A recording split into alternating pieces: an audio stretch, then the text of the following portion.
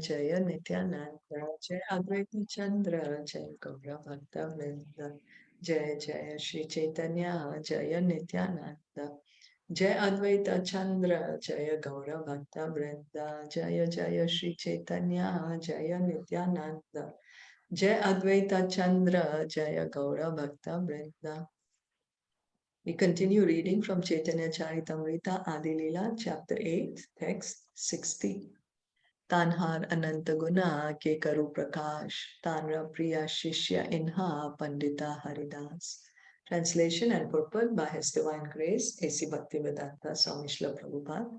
Ananta Acharya was a reservoir of all good qualities.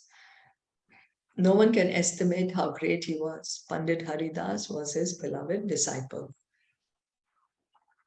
Srila Bhaktisiddhanta Saraswati Thakur writes in his Anubhasya, Sri Ananta Acharya is one of the eternal associates of Sri Chaitanya Mahaprabhu. So the author Krishna Das Kaviraj Goswami is telling us about Haridas Pandit, who is the chief of the servants of Govindaji in his temple in Vrindavan under the desire tree. And Haridas Pandit's spiritual master is Ananta Acharya. So Ananta Acharya is not an ordinary person, he's not ordinary. He is eternal associate of Sri Chaitanya Mahaprabhu. So means he is the Nitya Siddha, a resident of the spiritual world. Eternally he is with Lord Chaitanya. So whenever the Lord comes, then he comes with his eternal associates, many of his eternal associates. It's like when the president, when he goes from one country to another, he goes with his entourage, his secretary, his bodyguards, his whoever he needs on his team. He has a team. So similarly, Lord Krishna, he has his own team. When he comes with them. So Ananta Acharya is one of this eternal associate of Lord Chaitanya. Previously, during the advent of Lord Sri Krishna, Ananta Acharya was Sudevi, one of the 8 gopis. So, many of the associates of Lord Chaitanya, they are also in Krishna Leela. So this Ananta Acharya, in Chaitanya Leela, he is Ananta Acharya. In Krishna Leela, he is the Gopi, Sudevi. So when Lord Krishna came, Ananta Acharya was Sudevi, the same Sudevi, so that she can associate with Lord Chaitanya, is coming in a male form because Lord Chaitanya took sannyas. So he would not associate with women. So how can the devotees have association with him? They all took male bodies. Yeah, I hope this is clear. This is stated in the Gaura Ganodesh Dipika 165 as follows. So Gaura Ganodesh Dipika is the book which is written by Kavi Karnapur, which tells us the identities of the personalities who are in Gaura Leela and who they were in Krishna Leela. So Anantacharya Goswami Yasudevi Puravraje. Ananta Acharya Goswami was formerly Sudevi Gopi in Braja, Vrindavan. So Sudevi, she is an eternal associate of Lord Krishna, one of the principal 8 gopis. The most important gopi is Srimati Radharani. But they are the 8 gopis. Out of these 8, she's the most important. Now, who are the 8? There is Sudevi, Rangadevi, Tunga Vidya, Lalita, Vishakha. I don't know if anyone remembers the other names. I can't remember the other names. I think Chitralekha is one of them. And the other 3, I can't remember. Sorry about that. So in Jagannath Puri or Purushottam Kshetra, there is a monastery known as Ganga Mata Matha, which was established by Ananta Acharya. Jagannath Puri is in Orissa, where Lord Jagannath resides. It's also called Purushottam Kshetra. So in this place, there is a mat called Ganga Mata Mat. And this mat is established by Ananta Acharya. In the disciplic succession of the Ganga Mata Mat, he is known as Vinod Manjari. In the disciplic succession of the Ganga Mata Mat, he is known as Vinod Manjari. So, well, now I'm a bit confused. If he's Sudevi, why is he known as Vinod Manjari?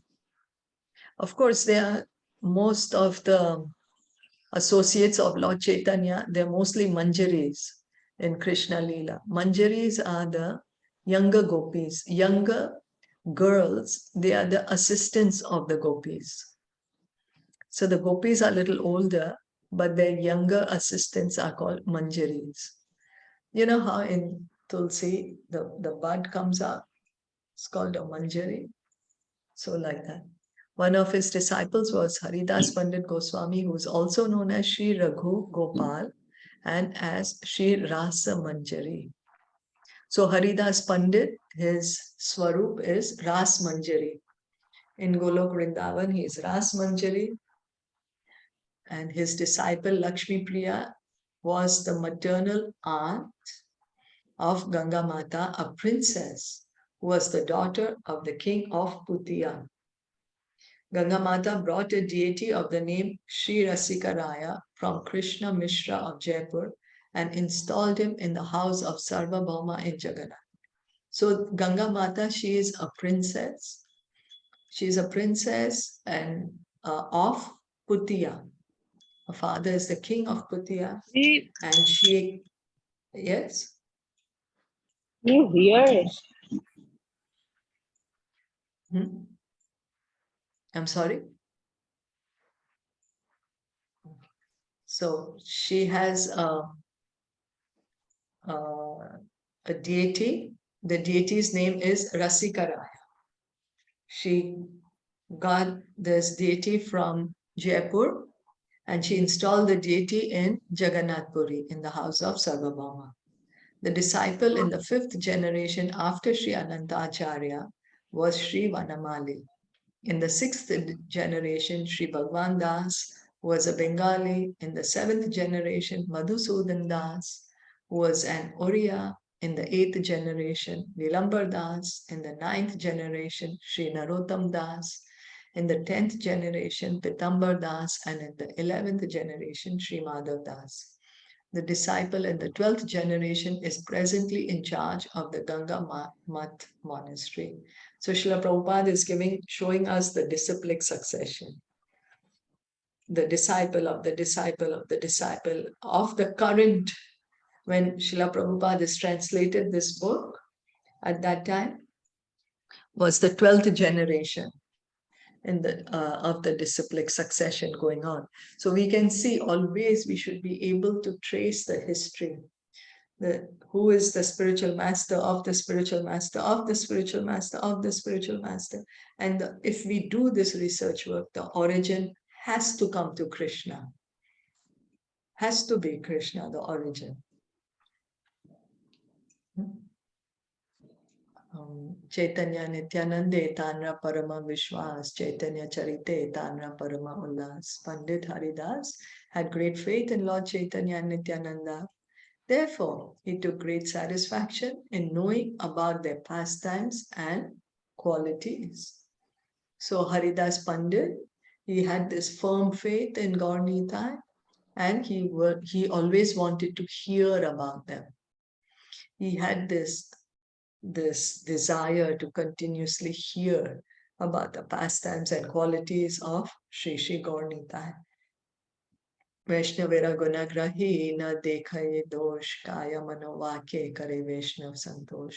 He always accepted the good qualities of Vaishnavas and never found fault in them. He engaged his heart and soul only to satisfy the Vaishnavas. It is the qualification of Vaishnava that he is adosh darshi. He never sees others' faults. So a Vaishnava, he does not like to fault find. We may like to see others' faults, or this one has this fault, or that one has that faults. But a Vaishnava never sees another's fault. Of course, every human being has both good and qualities and faults. Therefore, it is said, Sajjana gunam ichanti, dosham ichanti paramaha. Everyone has a combination of faults and glories. But a Vaishnava, a sober man, accepts only a man's glories and not his faults. For flies seek sores, whereas honeybees seek honey. Haridas Pandit never found fault with a Vaishnava, but considered only his good qualities. So this is the good quality of Haridas Pandit, that he never found fault in anyone of the Vaishnavas. He was only seeing the good qualities of the other devotees. The example is giving here, Srila Prabhupada is giving the example. Where do the flies go? Always to the garbage, to the source, to the dirty things. And where do the bees go? To the honey. They go to the flower to get the most important essence, the honey. So we should try to be like the bee, try to see the good and ignore the fault. Yeah, we'll stop here for today. Shri Caitanya Caritamta ki jai, Shri Prabhupada ki jai, Gaur Bhaktavinda ki jai. Hare Krishna. Hare Om.